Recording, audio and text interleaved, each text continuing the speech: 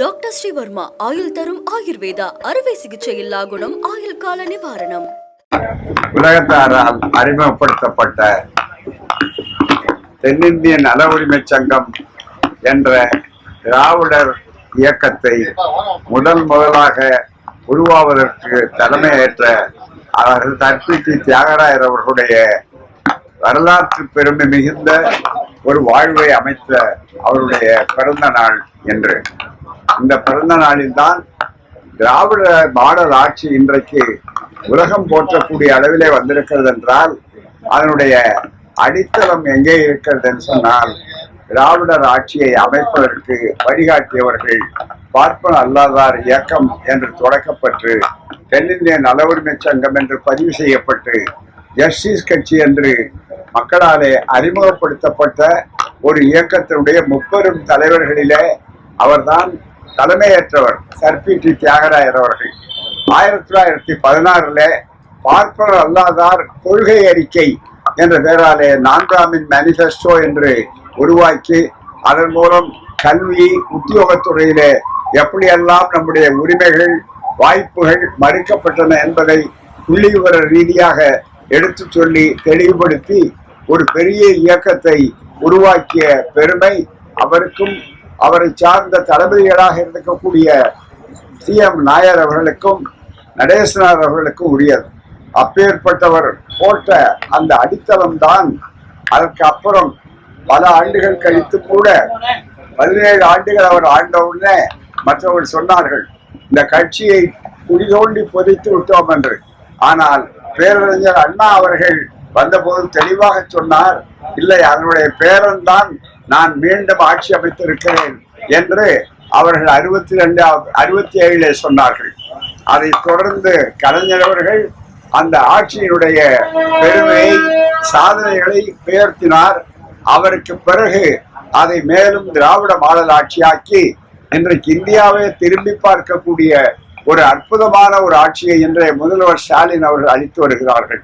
எனவே ஒரு நீண்ட பாரம்பரியத்திற்கு அடித்தளமாக காரணமாக இருந்து அடிக்கட்டுமானத்தை உருவாக்கிய அந்த மாபெரும் தலைவருடைய பிறந்த நாளில மீண்டும் தமிழ் மண்ணிலே திராவிட மண்ணிலே பெரியார் அவர்கள் தந்தை பெரியார் அவர்கள் அதனை ஒருங்கிணைத்து ஜஸ்டிஸ் கட்சியும் சுயமரியாதை இயக்கமும் திராவிடர் கழகமாகி திராவிடர் கழகம் பிறகு இரட்டை குடல் துப்பாக்கியாக திராவிடர் கழகம் திராவிட முன்னேற்ற கழகம் என்று வளர்ந்த ஒரு அரசியல் சரித்திரத்தில் துவக்கத்துக்கு உரியவர் தான் இன்றைக்கு சிலையாக மட்டுமல்ல நமக்கு வழிகாட்டக்கூடிய சீரமாகவும் இருக்கக்கூடிய சர்பிடி தியாகராயர் அவர்கள்.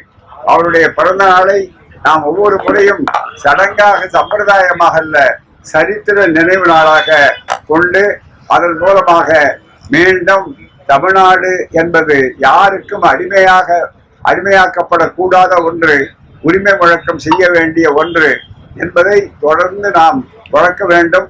கல்வி, வேலை வாய்ப்புகள், சமூக நீதி என்ற அந்த தொடக்க உரையை அவர்தான் உருவாக்கி வைத்தார்கள். அப்படிப்பட்ட மிகப்பெரிய ஒரு எழுச்சியை இன்றைக்கு பார்க்கிறோம். தேர்தல்கள் ஒரு களம் அவ்வளவுதானே தவிர மற்றபடி பண்பாட்டு புரட்சியை அவர்கள் தெளிவாக உருவாக்கினார்கள். அதை தொடர்வோம், சூளுரைப்போம், சுயமரியாதை உணர்வை பெறுவோம். தமிழ்நாடு அவர்கள் வழியிலே என்னென்னைக்கும் வீறு நடை வேக நடை போட்டு எழுச்சியை உருவாக்கும். இதுதான் இன்றைய செய்தி. மே 4ஆம் தேதி தேர்தல் முடிவை எப்படி எதிர்பார்க்கறீங்க? 2006 விஜயகாந்த் பிரிச்சது மாதிரி 2026 விஜய் பிரிச்சிருவாரு, தனிப்பெரும்பான்மை எந்த கட்சிக்கும் வராது, அதனால கூட்டணி ஆட்சிக்கு வாய்ப்பு அப்படிங்கிற மாதிரி சொல்றாங்க. 2006 தான் நெட்டிக்கிட்டாங்க. ஆனா அவர்கள் கொஞ்சம் முன்னால போகணும். முன்னால போனா அதாவது 1971 இருக்கு. அந்த 71ல 184 வரலாறு படிச்சது.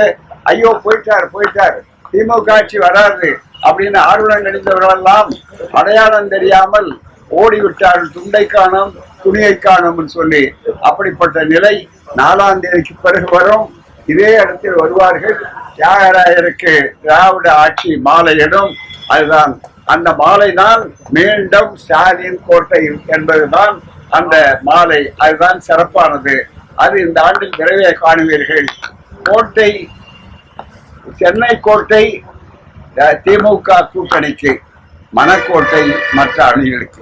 டாக்டர் ஸ்ரீவர்மா ஆயுள் தரும் ஆயுர்வேதா அறுவை சிகிச்சை இல்லா குணம் ஆயுள் கால நிவாரணம்.